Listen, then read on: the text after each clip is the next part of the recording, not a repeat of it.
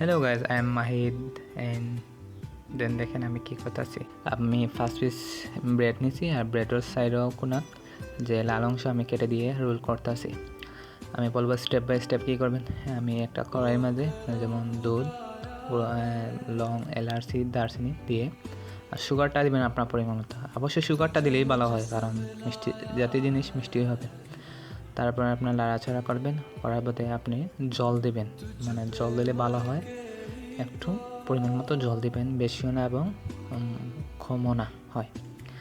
তারপর দেবেন আপনারা গুঁড়া দুধ 2 চামচ, দিলে তাড়াতাড়ি ঘন হয়ে যায় সেই দুধটা।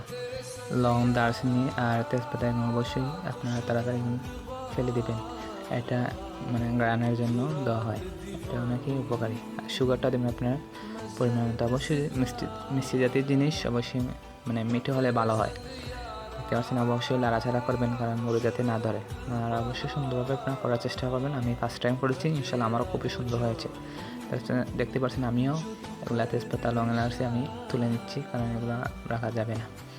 দেখছেন এখন কীভাবে ঘন হয়ে আসছে। আপনারাও সেইভাবে আমার মানে যেভাবে আমি করছি ইনশাল্লাহ আপনাদের সেইভাবে করে অবশ্যই পারবেন। আমার ইউটিউব চ্যানেল নতুন হয়ে থাকলে আপনারা অবশ্যই সাবস্ক্রাইব করবেন, অবশ্যই লাইক, কমেন্ট, শেয়ারের মাধ্যমে বলে দেবেন কেমন হয়েছে এটা। দেখতে পাচ্ছেন আমি লাড়াচাড়া করতেছি, মানে এটা অবশ্যই ঘন করতে হবে, মানে আটালকা ভাব হতে হবে। আটালকা ভাব হয়ে যাচ্ছে, দেখতে পাচ্ছেন কীভাবে মানে হয়। আপনি অবশ্যই লাড়ার মাধ্যমে রাখতে হবে, না লাড়া দিলে মরে ধরে যাবে, লাল অংশটা হয়ে আসতে পারে। দেখেন আমিও লাড়া দিচ্ছি, আপনারাও সেম আমার যেভাবে করছি আপনারাও করবেন।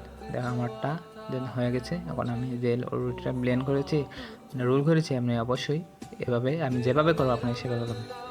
মাঝখানে অংশ, সাইড অংশ এই দুধটা দিয়ে ঘন হালকা দুধ দিয়ে এভাবে আপনার লাগিয়ে দেবেন। দেখছেন আমারটা হয়ে গেছে। আমারটা কী সুন্দর রোল। আমি 5 পিস ব্রেড নিচ্ছি। অবশ্যই এদের 4 কোণার লাল অংশ আছে না, এগুলা আপনারা কেটে আগে রাখবেন। যে আমি কেটে রেখেছি আপনাকে দেখানোর সুবিধার জন্য আমি প্লেটে রেখে দিয়েছি। দেন দেখছেন আমারও আস্তে আস্তে কী সুন্দর হয়ে যাচ্ছে। এইভাবে আপনারা করার চেষ্টা করবেন, ইনশাল্লাহ আপনারাও পারবেন। আমার বিশ্বাস আপনারা পারবেন। অবশ্যই আমার ইউটিউব চ্যানেল নতুন হলে অবশ্যই সাবস্ক্রাইব করে দেবেন, লাইক কমেন্টের মধ্যে বলে দেবেন কেমন হয়েছে এইগুলা।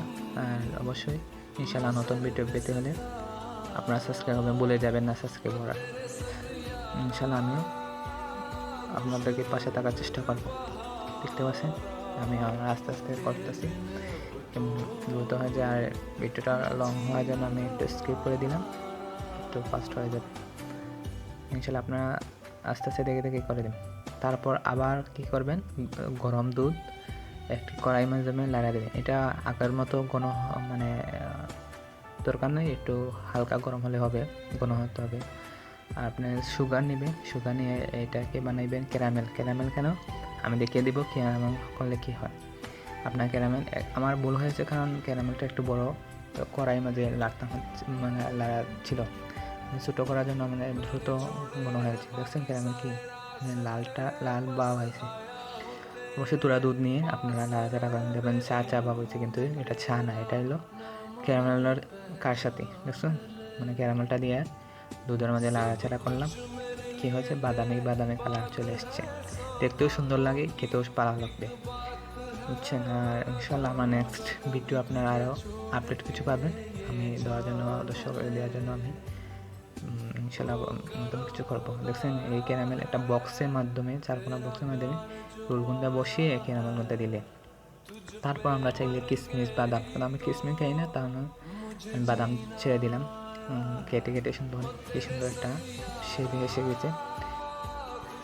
এটার নাম হলো মালাই রোল। আপনার একটা পলিথিনের মাধ্যমে রবার দিয়ে গুঁড়ে দেবেন ফ্রিজের মধ্যে আধা ঘন্টা ঠান্ডা হওয়ার পর আপনারা আনবেন সবটা রবার পলিথিন সরে আপনারা প্লেটের মাঝে ইনশাল্লাহ খাবেন, দেখবেন অনেক মজা।